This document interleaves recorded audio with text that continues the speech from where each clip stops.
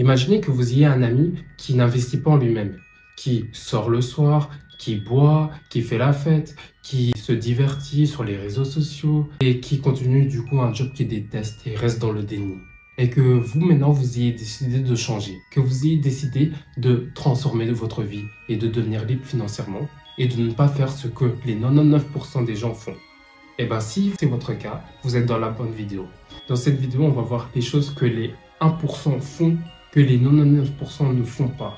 Et qui vont donc vous permettre de vous différencier de la masse et de devenir libre financièrement. Première chose, deviens compétent en ligne. Pourquoi? Parce qu'en fait, il faut comprendre que les choses bougent rapidement.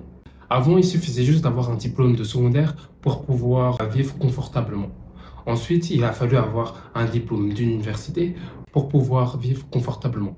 Et là, maintenant, on voit que les gens qui vivent confortablement, ce n'est pas nécessairement ceux qui ont un diplôme. Tu peux voir qu'il y a des gens qui vivent confortablement en travaillant depuis chez eux en ligne. Ils font TikTok, ils font Instagram, ils font YouTube, ils font du e-commerce, tout ça. Du coup, si tu deviens compétent en ligne, tu seras bien adapté à la société actuelle et tu pourras vivre confortablement. Tu pourras gagner plus d'argent en ligne, le faire fructifier et devenir libre financièrement. Il y a une chose à comprendre aussi, quand tu vas à l'école, que tu apprends des choses et que tu obtiens ensuite un diplôme, il n'y a pas que toi qui as ce diplôme, il y en a plein d'autres qui ont aussi ce diplôme. Du coup, comment on différencie? Par contre, dis-moi, est-ce que tu connais beaucoup de personnes qui ont des compétences en ligne autour de toi? Qui ont des compétences pour ensuite gagner de l'argent? Je pense pas. Du coup, c'est une chance pour toi de te différencier et de ne pas faire comme les autres. Donc, vaut mieux des compétences en ligne où il n'y a pas la masse, mais pourtant, il y a plus d'argent à se faire. L'autre chose, c'est de devenir égoïste. Parce qu'on va être très clair, la chose la plus précieuse pour toi lorsque tu commences un business et que tu veux devenir libre financièrement, gagner plus d'argent, eh ben, c'est le temps. Et le temps, tu ne peux pas le passer avec des gens à te divertir, à faire des sorties, à partir à des fêtes, à des anniversaires, à partir boire et patati et patata. Si tu passes ton temps à faire ça, tu n'avances pas beaucoup sur ton business. Et si tu n'avances pas beaucoup sur ton business, tu vas avoir peu de résultats. Et tu vas te démotiver et tu ne vas plus rien faire. Ou si tu continues à faire, bah, tu auras sûrement peu de résultats. Et pour avoir les résultats que tu aurais pu avoir en 3 mois, 4, voire 6 mois, et ben, tu les auras en 1 an, 2 ans, voire 3 ans. Juste parce que tu gaspilles ton temps. Du coup, deviens égoïste. Pendant quelques mois, tu fais l'argent. Et une fois que tu auras fait l'argent, et ben là, tu pourras redevenir comme tu étais avant. Si tu veux un peu profiter, tu profites. Si tu veux devenir encore égoïste, pour faire encore plus fructifier, tu feras encore plus fructifier. Mais au moins, sur le court terme, deviens égoïste. Pas sur le long terme. Après, si tu veux sur le long terme, tu peux. Mais sur le court terme, deviens au moins égoïste.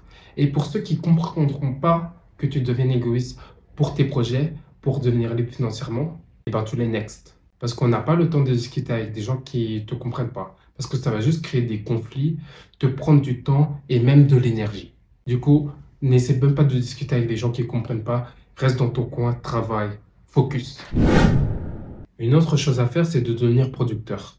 Parce que la plupart des gens, comme je l'ai répété assez de fois, ils se divertissent sur les réseaux sociaux, ils font la fête, ils partent aux anniversaires, tout ça. Et le seul moment où ils sont producteurs, c'est quand ils font leur travail, quand ils font leur job.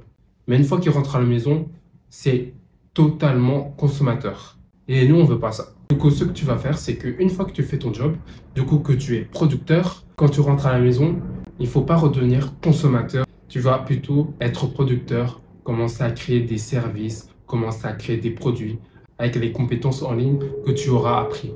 Du coup, gagne de l'argent pendant que les autres se divertissent. Et il y a une chose qui est importante, c'est que lorsque tu apprends une compétence, c'est mieux d'acheter une formation parce que quand tu achètes une formation, eh ben, tu as tous les modules, tout est organisé de A à Z et tu as juste à suivre. Et ça, pour moi, je trouve c'est l'étape 1. Parce que l'étape 2, pour aller plus loin, c'est d'avoir un coach qui a un regard par rapport à son expérience pour pouvoir te dire quelles choses tu devrais modifier pour obtenir les résultats. Parce que oui, si tu achètes une formation, que tu as les modules, que tu appliques, il y a moyen que tu fasses les résultats. Mais ça peut également te prendre du temps. Parce que tu n'auras pas vu les erreurs que tu auras fait.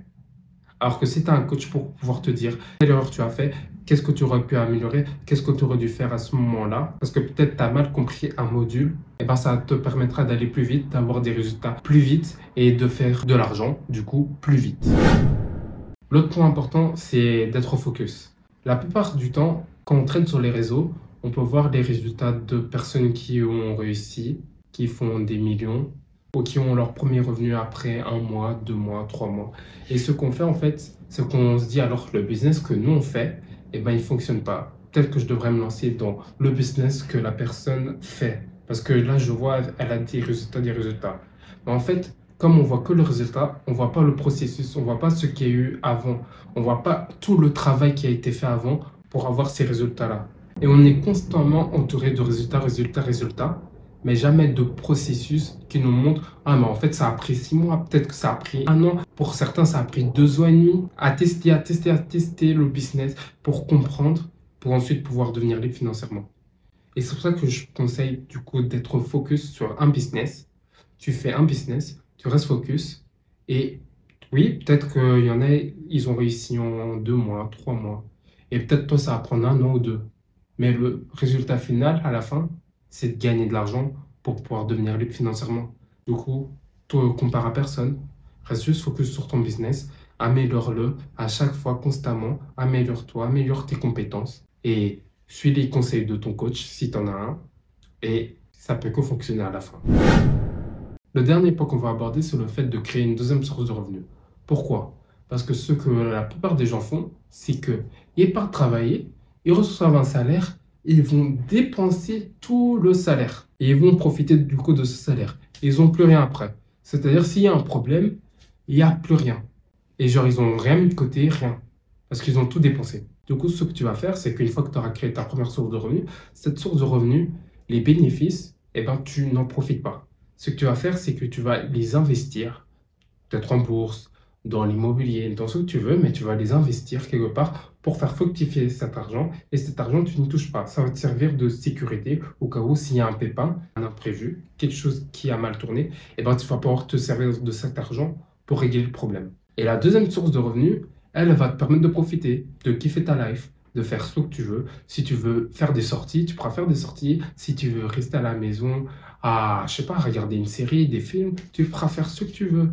Parce que tu auras une source de sécurité et une source de plaisir. Et la balance entre les deux, c'est beaucoup mieux comme ça. Parce que si tu crées juste une source de revenus, eh ben, s'il y a un pépin et que tu as déjà profité avec ça, et tu peux pas le régler, tu vas devoir arrêter le business parce que tu n'auras plus rien à investir dedans et tu vas devoir repartir travailler, faire un job que tu n'aimes pas parce que tu as fait cette erreur de prendre les bénéfices de ton business directement.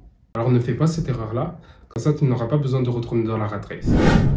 Du coup, si tu suis bien ces conseils, tu feras ce que la plupart des gens ne font pas. Tu feras ce que le top 1% fait, qui rapporte des résultats, qui leur permettent de vivre la vie qu'ils veulent. Et tu ne suivras pas la masse, qui font tous la même chose, et qui font pas ce qu'ils veulent de leur vie. N'hésite pas à t'abonner, à lâcher un petit pouce bleu, à mettre un commentaire pour savoir si toi tu aurais un autre conseil que tu aurais donné. Et n'hésite pas à activer la cloche de notification. Ça fait toujours plaisir.